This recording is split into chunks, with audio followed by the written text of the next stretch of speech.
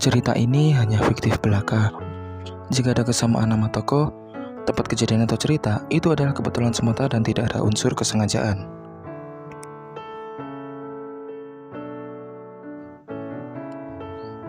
Introvert. Cerita oleh Ahmad Wahyu Utomo. Dinarasikan oleh saya sendiri, Ahmad Wahyu Utomo. Namaku Lian. Ya, aku lelaki. Kini aku sudah lulus kuliah. Hampir setiap waktu kuhabiskan hidupku berdiam diri di kamar yang kudekorasi layaknya studio, menurutku. Aku mengambil kuliah di salah satu kampus terkemuka di Indonesia. Tapi apa daya, meskipun di kampus terkemuka, aku belum mendapat pekerjaan selayaknya gelar yang sudah susah payah kudapatkan. Jujur saja, sejak berumur 10 tahun, lebih banyak kugunakan waktuku untuk pergi ke warung internet di dekat rumahku. Sampai aku wisuda kuliah, barulah aku jarang ke sana. Sejak aku berusia 15 tahun juga, aku akui kalau aku lebih nyaman menyendiri dikala teman-teman sekolahku sudah mulai pacaran. Banyak orang mengatakan kalau aku adalah salah satu manusia introvert yang bahkan jarang bersosialisasi. Padahal tidaklah demikian. Jujur saja, aku paling tidak nyaman dengan keramaian. Aku pun sebenarnya sadar, mungkin inilah yang menyebabkan aku belum mendapatkan pekerjaan sesuai dengan gelarku. Jangankan pekerjaan, seumur hidupku kini belum pernah sekalipun merasakan apa itu cinta dengan wanita. Jujur saja, aku takut untuk berbicara dengan wanita. Akhirnya, teman-teman sekolahku selalu mencapku seorang yang polos dan culun. Setelah 6 bulan menganggur, aku memutuskan untuk merantau keluar daerah. Kedua orang tuaku kaget dengan apa yang kukatakan. Mereka mengatakan padaku jangan pergi, dikarenakan aku belum pernah sekalipun pisah rumah dengan orang tua. Tapi aku tidak mengurungkan niatku, apalagi jurusan broadcast di desa tempatku tinggal seperti tidak ada gunanya. Akhirnya kedua orang tuaku mengizinkanku pergi. Sebelum pergi, aku selalu mencari info lowongan kerja secara daring. Banyak info yang kudapatkan dan akhirnya aku mengirimkan portofolioku ke semua perusahaan yang kutuju.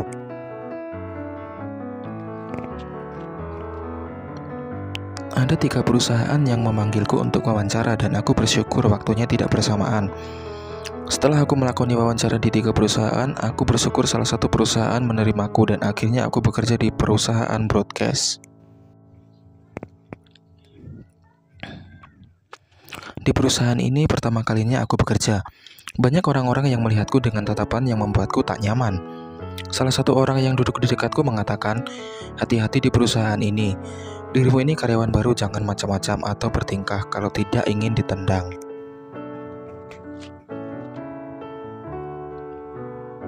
Aku yang belum tahu apa-apa tentang dunia kerja hanya bisa mengangguk dan tak paham maksud sebenarnya perkataan rekan kantornya itu. Dan tak terasa aku sudah sebulan bekerja di sini dan mencicipi gaji pertamaku. Lumayan juga.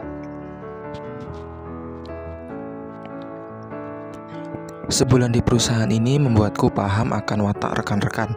Dan hari ini di kantorku ada karyawan baru lagi. Seorang wanita cantik yang katanya lulusan terbaik jurusan broadcast dari luar negeri. Yang tidak lain adalah anak bosku sendiri.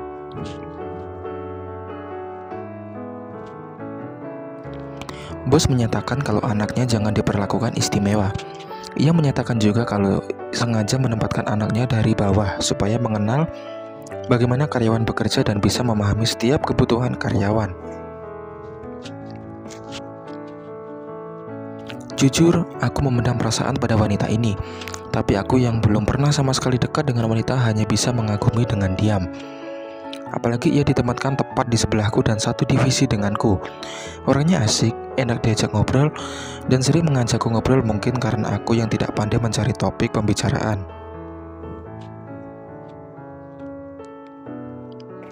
Setahun aku bersebelahan dengan anak bos yang cantik ini, membuatku tidak tahan untuk mengungkapkan perasaanku. Tapi di hati kecil ini ragu apakah ia sudah punya calon apa belum. Mungkin kedepannya aku akan dianggap tak tahu diri karena menaksir anak bos. Tapi apa daya, aku sungguh memendam perasaan suka padanya. Malam harinya kami biasa ngobrol lewat sosial media seperti biasanya. Dan aku berusaha mencari topik agar mengarah ke obrolan apakah ia sudah punya calon apa belum. Ternyata ia belum mempunyai calon atau pasangan. Ada sedikit harapan, toh perusahaan juga tidak melarang sesama rekan kantor menikah. Begitulah pikirku. Tapi aku tidak terlalu berharap karena aku juga sadar akan siapa diriku. Kini aku dan dirinya kembali ke rutinitas seperti biasa, masuk pagi pulang petang. Karena aku merasa sudah lama berada di dekatnya, aku memberanikan diri untuk mengajaknya jalan berdua sepulang kerja kapan-kapan. Tak kusangka ia ternyata mau. Aku menawarkan pas malam minggu dan ternyata ia setuju. Aku senang bukan main, dan sesampainya di kosan aku merasa malah mirip orang gila karena kegirangan. Kami yang masih karyawan bawah makan malam di tempat yang biasa saja. Kulihat ia memakai pakaian yang begitu serasi dan baru kali ini aku melihat ia berpakaian selain pakaian kerja. Ia sangat menawan dan anggun, dan disinilah aku memberanikan diri untuk mengungkapkan perasaanku. "Apa kamu serius, Yan?" tanyanya kaget.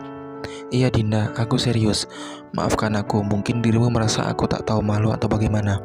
Tapi aku jujur kalau aku memendam perasaan padamu, Din." Suasana mendadak hening bahkan sampai kami pulang. Keesokan harinya kami saling diam dan seperti canggung untuk bertegur sapa. Dan tak terasa sudah seminggu kami saling diam. Kami juga tidak saling menghubungi lewat sosial media sampai akhirnya di hari ke-7 ini ia menghubungiku dan ia menerima perasaanku. Akhirnya kami berpacaran dengan diam-diam. Jangan sampai diketahui orang-orang kantor apalagi ayah Dinda. Seminggu sekali sepulang kerja kami sering jalan berdua. Dan tak terasa kami pacaran diam-diam selama setahun. Pas di hari jadi pacaran kita yang pertama ini, ia mengatakan suatu hal yang sangat menyakitkan hatiku. Ia mengatakan akan dijodohkan oleh seorang laki-laki pilihan orang tuanya. Dinda bingung harus bagaimana karena ia tidak menyukai lelaki itu. Aku benar-benar sakit mendengar hal ini. Baru juga pertama mengenal wanita, ia akan menikah dengan lelaki lain.